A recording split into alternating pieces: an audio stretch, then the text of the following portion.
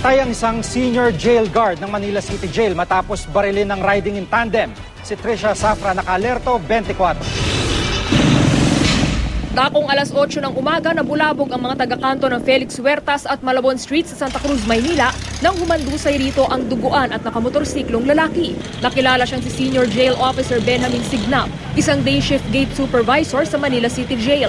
Kwento ng mga saksi, nagmomotor daw ang biktima sa kahabaan ng Felix Huertas nang dikitan ng mga naka-riding in tandem.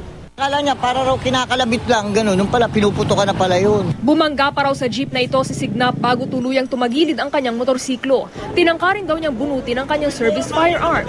Tumayo pa siyang gano'n. Sabi niya, ay, may tama ako. Pag-aksyon na ng bunot ng baril ganyan, umaksyon na siya ng gano'n. Hanggang nakita ko siya na nangingisay na. 5 bala ng kalibre 22 ang tumama sa kanang tagiliran ng biktima.